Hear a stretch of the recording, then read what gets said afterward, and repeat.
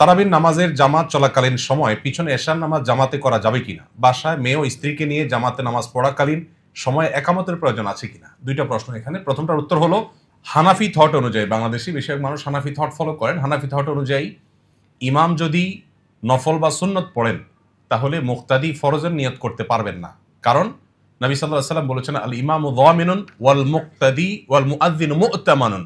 ইমাম হলেন দায়িত্বশীল।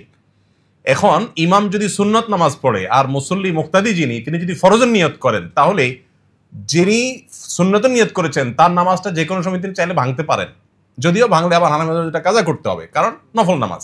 আর যিনি ফরজ পিছনে এশার নিয়ত করতেছেন তিনি তো ফরজের নিয়ত করতেছেন। তো ব্যাপারটা এরকম হবে যে প্যাসেঞ্জারের তুলনায় ড্রাইভার দুর্বল।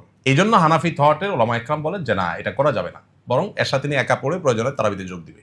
বাট হাম্বলি থট সহ সৌদি আরব ওলামা ইকরাম যে থট ফলো করেন মিডল ইস্টে, সেই থট অনুযায়ী কোনো অসুবিধা নাই। এশার নামাজ আপনি একজন তারাবির ইমামের জামাতের পেছনে পড়তে পারেন। 2 রাকাত পড়ে ইমাম সালাম ফিরে ফেলবেন তারাবিতে, আপনি আর 2 রাকাত প্লাস করে এশা নামাজ পড়ে ফেলবেন। তাহলে দুইটা থটের দুইটা মত, এবং এগুলোর কোনোটাকে ভাই হলফ করে এটা রাইট এটা রং এত সহজে কনক্লুশন টেনে ফেলা যায় না। আমরা আজকাল দুর্ভাগ্যজনকভাবে দেখা যায় এটাকে রং রাইট বলে ফেলি।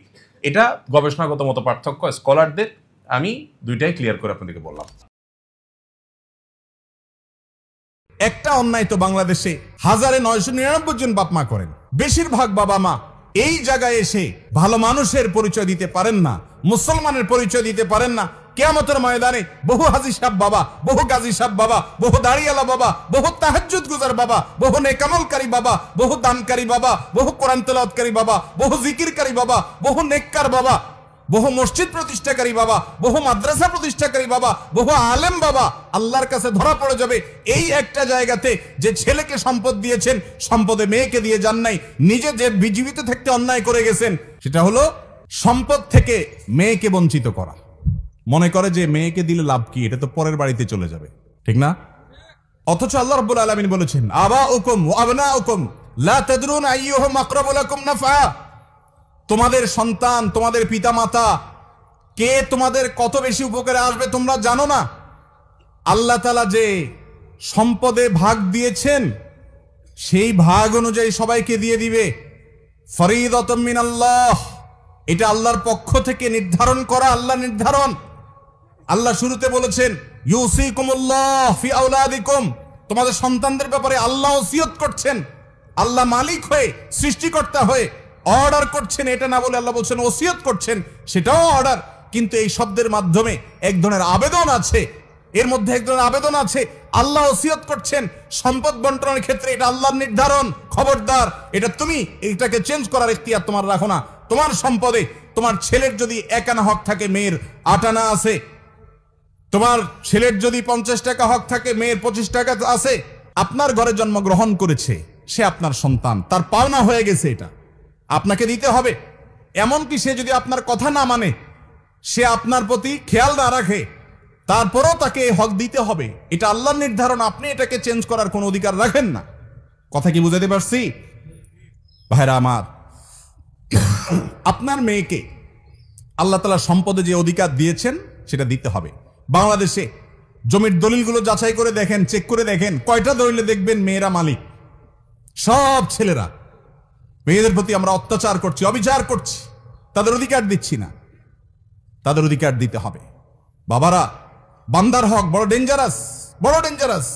ইয়াউমা ইয়াফিরুল মারউ মিন আখিহি ওয়া উম্মিহি ওয়া আবিহি, কিয়ামতের দিন সন্তান বাপকে দেখে পালাবে, ছেলে মেয়ে পরিচয় দিবে না সেদিন। আপনি এর আশা করেন না যে আমারই তো মেয়ে। অনেক বাপ মা আছে নিজের এই অবৈধ কর্মটাকে হালাল করার জন্য মেয়েকে ডেকে বলে, বা মা তোমাদেরকে আল্লাহ অনেক দিচ্ছে, এখন তোমরা তো যাই হোক বিয়ে শাদী হয়েছে, খরচ টরচ করছি, এখন এগুলো আমি এদেরকে দিতে চাই, তোমরা কি বলো? তো মেয়েরা শরমে পড়ে, লজ্জায় পড়ে, কি আর বলবে, ঠিক আছে আব্বা আপনি যেটা ভালো মনে করেন। হয় না, হয় না? এরকম অন্যায়, অবিচার, কোনো কাহিনী চলবে না। মেয়েকে জিজ্ঞাসা করা যাবে না। কেন জিজ্ঞেস করবেন? জিজ্ঞাসা করা মানে তাকে লজ্জায় ফেলে দেওয়া। বাধ্য হয়ে সে দিতে চায় না। ভাইদের সামনে, সবার সামনে জিজ্ঞাসা করবেন, সে বলবে না আমারটা আমাকে দিতে হবে, তাহলে তো ভাই বলবে বেটা তোমার আর জায়গা নাই। এগুলো অন্যায়। সে তার সম্পদ এখান থেকে নেওয়ার পরেও আজীবন সে ভাইয়ের বিটা আসতে পারবে, তার রাইট। কারণ ভ্রাতৃত্বের বন্ধনের কারণে ভাই বোনকে দেখবে, বোন ভাইকে দেখবে, এটা তাদের কর্তব্য পারস্পরিক। মা বাবারা এ অন্যায় করবেন না। সম্পদ দেওয়ার ক্ষেত্রে বৈষম্য করবেন না, বান্দার হক নষ্ট করা হয় এক্ষেত্রে সন্তানের বিষয়টা খেয়াল রাখবেন। এর পাশাপাশি সন্তানের মধ্যে সমতা বজায় রাখতে হবে। একজনকে মহব্বত করতে গিয়ে আরেকজনকে জুলুম করতে পারেন না। বিদেশ থেকে এক সন্তান টাকা কামাই করে পাঠাইছে, সারা জীবন টাকা আপনার নামে পাঠাইছে, আপনি জমি লিখে দিলেন আপনার নিজের নামে, এরপরে যেগুলো টোটো করে এলাকায় ঘুরছে ওইগুলোকেও জমির ভাগ দিয়ে দিলেন, আর ওই বেচারা তার জীবন শেষ করলো কামাই করতে করতে। এরকম জুলুম অনেক বাপ মা করেন কি করেন না? এগুলো করা যাবে না।